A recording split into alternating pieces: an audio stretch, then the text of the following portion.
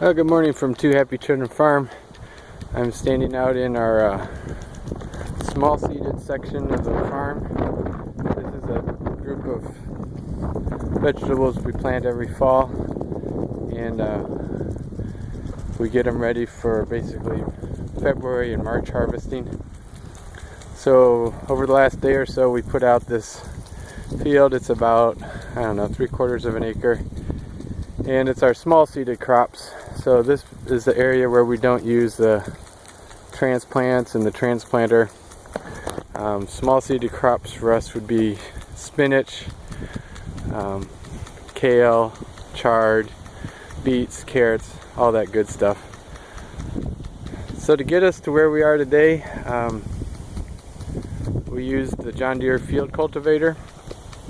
It makes a really good seed bed, not just for row crops, but this is what it looks like. I think a lot of people have the impression that vegetable farmers have to use rototillers. That's not the case. This is a pretty hard clay soil, but when you work it up with a field cultivator, it shatters really nice and leaves you a fluffy bed for your small seeded crops. So right now I'm using our big sprinkler. We're going to water this in all day long. It's doing a really nice job. Over there, right next to us, is a group we started about 3 weeks ago, and had no rain, so we've had to irrigate. That's why it's just a little patch there. But as we get into cooler weather, when it rains, it lasts a little longer, and we don't have to irrigate quite as much over the top. So it might seem odd to some of you that we're planting here into November. I think it's November 20th. That's the norm down here in central Texas. We'll get a little bit of a freeze in December and January, but all these small seeded crops can grow through it. Even beets, they're pretty hardy. So that's what it looks like. This took about a day to plant. We use a small 1-row planter. I'm going to give you a look at that.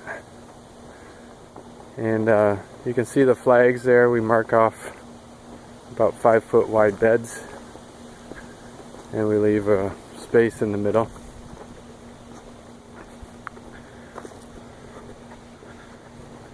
So you can see the soil is really nice and mellow. That field cultivator running at 8 miles an hour is way better than a rototiller. It works about 3 inches deep and gives you a nice bed to run your planter through. This is our planter. It's a single row planter. I ordered it with double disc openers, and you can see that there. It opens a nice trench. This is the closing, covers the soil. We have a flat packing wheel here.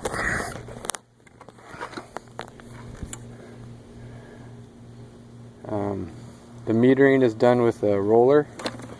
Inside there's a roller with different sizes for different size seed, different size holes. So I've set it for, this is dill. And then on the side here, sorry, upside down, there you go. Hit a transmission table so you can set different spacings. This is precise enough for us for small seeded products. Just to get any singulation on carrots, for example, really helps, and beets and spinach. So we've had it for a couple years. Again, it did this field in probably about 5 hours of actual planting, and I kind of took my time.